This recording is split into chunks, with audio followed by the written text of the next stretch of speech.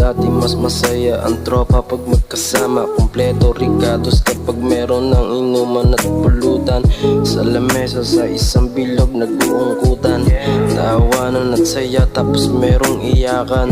Napakasaya balikan, ngayon di na kasi meron ng ibang pinagkabibisihan. Busy na, busy na, busy na sila. Minsan nga pag-uwi ko ng bahay, nagalit pa nga si nanay ko kasi yung sarili ko na laging tumatakbo sa utos ni tatay. Tinatakasan yung mabigat na trabaho kapalit ng alak at tropa. Bisyo araw-araw tumutoma, hindi man lang tumatama sa isipan ko kapag dating ng panahon. Lilisan at lilisan tayo sa mundong ibabaw. Yeah. Ano pa nga pang gagawin natin?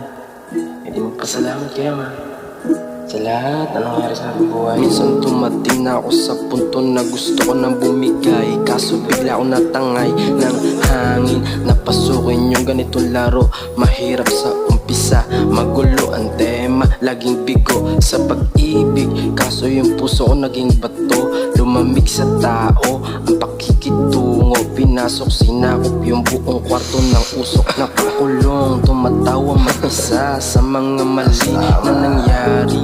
Lumipas ang panahon, pinilit pumikit, ipikit ang mga mata. Kaso kung sa luha yung tumutulo, bumagsak sa sahig. Ang bawat pagpatak ay may dahilan sa pagkawala ng pagmamahal at aking mga magulang.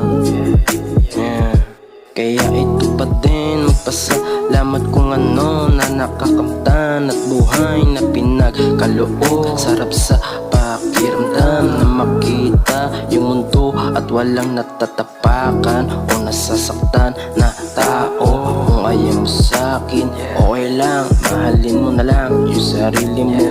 Alagaan ang katawan, mahalin yung sarili mo, yung sarili mo.